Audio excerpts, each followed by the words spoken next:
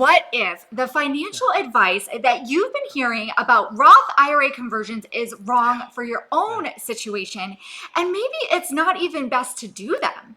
And find out how we are helping this couple retire earlier and save more than $20,000 on financial planning and advisory fees too.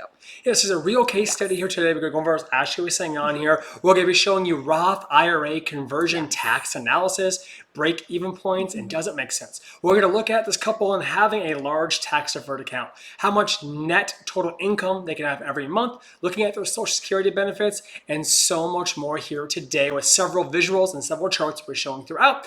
Now, my name is David Lumberg, a financial planner and tax strategist for over 10 years. I've been helping people retire earlier, wealthier, and happier. I have 2 master's degrees, certificate in financial planning, Marine veteran, and founder of Awaken Financial Designs. As a reminder, this is educational only, not financial, tax, or legal advice. And I'm Ashley. I'm a co-founder of Awaken Financial Designs. I'm an educator and wellness coach, and I have a master's degree in business leadership, and I help people retire earlier, wealthier, and happier. So let's get into the case details first, coming up here on the screen so we can see who this couple is, their information, their account types they have, and so much more. So this is a married couple, husband and wife, ages 62 and 64.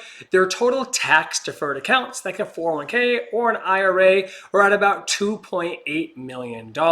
As a reminder, these accounts are taxable when their withdrawals are qualified. So money's taken out, it is taxed as income. They have Social Security benefits. The wife has already taken hers, roughly about $11,000 a year annually. The husband, we are estimating that he's going to take his at age 67. He'll get roughly $50,000 a year at age 67. They already had a variable universal life insurance policy, or VUL, already. Cash value, about $27,000 in there. That death benefit on that policy for the husband is $350,000. And then they do have a home or real estate that they currently own. They have a cost basis in the house of $600,000. It's worth about $850,000. They have a mortgage about $180,000, so they have total equity of roughly $670,000 if they were to sell that house on there. So Ashley, as you can see, this is another couple we're helping out here. Wants them to retire earlier before age 65. What are your kind of thoughts so far? So my thoughts are they look like they've got a good amount to retire on, but really the real question is, how can we help them? Yeah, and that's where that tax is coming into play, and we have those visuals that come into play in here as well. So let's take a look here and actually dive into, so what can we spend? How do taxes actually impact me? How long will that money last on here? So coming up here next on the screen, as we can see on here, this is kind of what we call our main income screen. We love to show people on here. Yes, now, this is great. As we know in charts, we have a projected age of death, right? Now for this individual, we have age 85 for the husband, age 85 for the wife as well. We could always make these ages go up higher or lower or different, but for this couple, they were fine seeing age 85 for each one on here. Now, the big thing I want to show and highlight here in the top center in a green box, Ashley, what's that number say right there? Net of tax. So that's important. Yeah, so this is a net of tax we want to show. I don't like showing the gross because that's the money that is before taxes. Right. I want to show people, hey, here's the money you get to keep in your pocket after federal and after state and after city taxes and so much more on here. So we can see in the top left there about $2.9 million they have. Top right, we can see on there. Now, this couple could spend roughly $12,000 every month net of taxes. Yeah. It's kind of on a flat rate until age 85. However, as you and I both know, we're very big on having people spend more money when? More money now while they're able to, because, we just never know. And so time is of the essence. And so it's just important to be able to spend that money now while you can travel, do the things, and then we can always adjust it later. Yep. So we always like to get that number and say that's a flat level number. But as human beings, we kind of say, you know what, let's spend $14,000 maybe every single month for these next 8 years. Then after 8 years, we can review our life again. Right. Then maybe we spend down to only $10,000. Right. If we're still alive past age 80, we review again. We spend down to maybe only $7,000 on there. But as we all know, you can spend more money when you're in your 60s, when you're healthier, you're active. Yes. Both partners are still alive, and they're mentally there too. Now, the other numbers we see below here, just really quickly, in the green, it's kind of saying if things went a little better, you might spend a little more, 12,600. Things are really bad overall with the investments and with the market, depending on the strategy we have in place. Your worst case is kind of that $11,500 a month you can spend on there.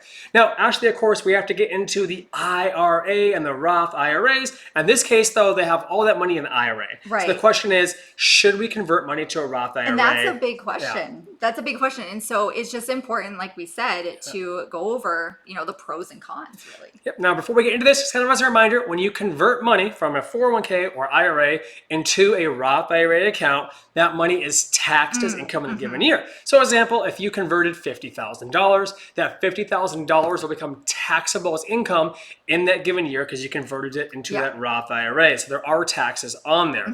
But with that Roth IRA, right, we have that 5-year rule and we have the qualified withdrawals in the future. So if those are met and that money is taken out, then that money is tax-free in the future. But the big question is, if I pay these taxes, right, how much can I save in the future? How old do I have to be? What is the point of really doing this if I can't spend or save more money? Exactly.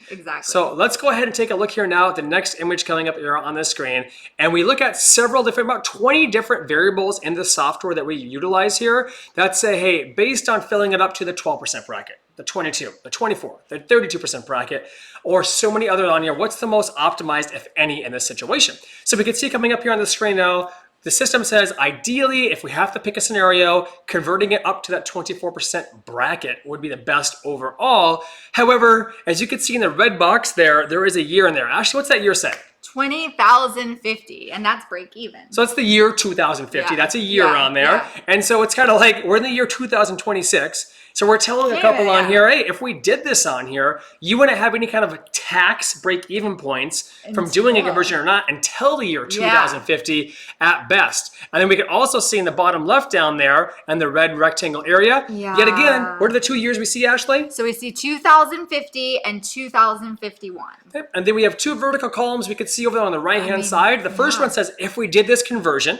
The one on the far right side says, we never do the conversion. How much in taxes would we be paying? Well, you can see yet again on there, the cumulative total tax values, roughly $670,000 for each one in the year 2050. So again, just on a pure tax standpoint, they won't even hit a break even until that occurs on there. Now, we're looking at that, we say, hey, if I'm already in my 60s, you're telling me I have to live to be 30 more years, let's say age 85.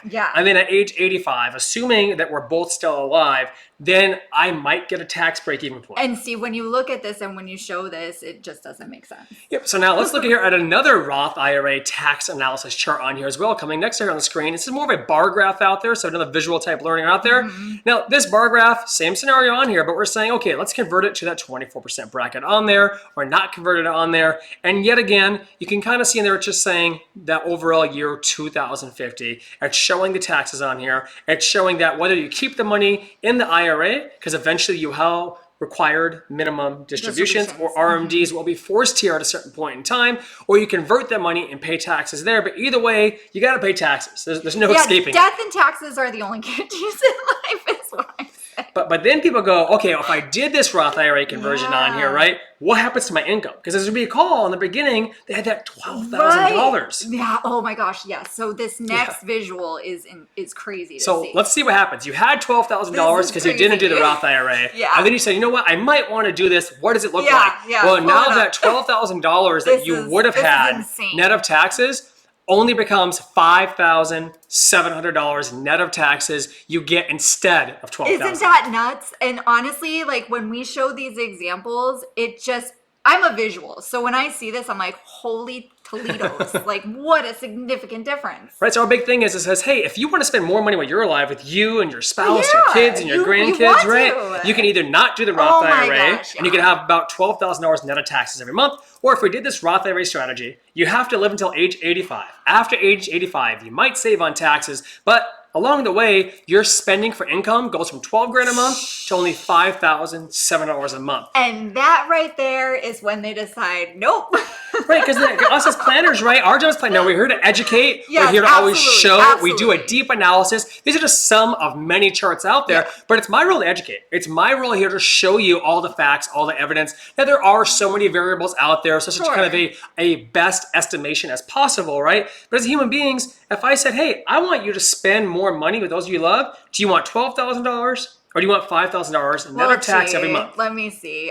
I want the 12. I want to go on those Caribbean cruises and Fiji and all the travel while I'm still able. Right. Now, in their situation, it's different because a lot of times we see people that are age 59 to that 65 bracket, and like a lot of Americans, they have a couple $1,000,000 in those tax-deferred accounts. So when that's the situation, and there is no money in a Roth IRA, there's no money in that non-qualified brokerage account or taxable account for long-term capital gains, you know, usually it's not best to do a Roth IRA conversion when you're in this kind of the same situation on here. Yes, the only time it might be is for a legacy play, meaning, hey, I don't care about how much money my wife or I leave for each other, but I want to leave maybe my kids the most amount of money. So maybe I only spend $5,000 a month now. I don't get to go on all these vacations. That brings up right? a really I good bring it point. to the tax-free nature on there. When my wife and I both die, my kids get an inherited Roth IRA, and they wait with 10 years. But to us, though, again, just facts and evidence. We go, I don't want to have my kids spending all my dream retirement money. I want to go on an awesome retirement with my wife and spend it with my grandkids, spend it on my kids,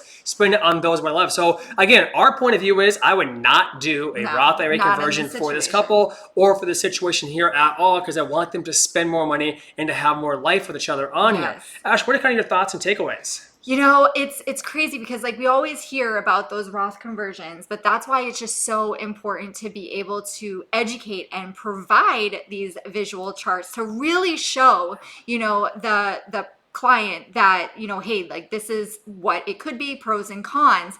Because I will tell you, looking at that last chart and seeing the significant difference, you know, that right there, it's like, yeah, that's a no-brainer. Now, we forgot to talk about the $20,000 and the planning fees we're saving there too. Yes. So what people don't realize is now we ourselves here at my own firm that I own here with Ashley here as well, we chose to do what's called a financial planning flat fee basis. It's on our website here as well, very transparent with that, which means is people can just pay a ongoing annual fee. For example, $7,500 annually divided amongst the quarters, but we do not charge an asset under management fee. So yet again, we do not charge an additional AUM percentage fee. For example, like a 1% fee is an example that's out there, nor do we charge a planning fee and an AUM fee.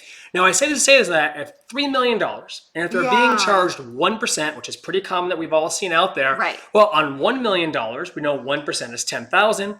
10,000 times 3 is $30,000. So they're paying roughly $30,000 potentially they could be paying, or on a financial flat planning fee, $7,500. Right, so we're saving them. And that's more money in their pocket, and that's more money for them to go on their travels and for retirement. So that's more than $20,000 a year in savings that we could have potentially too. So again, when you are going to hire a financial planner or a financial advisor, you know, you want to ask, how are you paid? Why are you paid this way? To find out what's best for you. We're not saying they're always a bad thing out there. We're just believing in transparency, believing in communication, and believing in being open on there. That way you're aware of, how do you get paid? Why do you get paid that way? Is it best for yourself in their own situation? So I mean, overall on here, if you have a large tax deferred account and you've thought about doing a Roth IRA, don't just guess and do it. That can cost you thousands of dollars. If you thought about retiring earlier, don't just wonder when or how, get an actual plan to see. And if you're wondering, hey, can I afford a financial advisor or a planner, or how do I find one? Ask how they're paid, ask what works for them. And again, it's on our own website here as well. We have facts and cues, we have answers on there too. But overall, we're here for you so we can help you retire earlier, wealthier, and happier.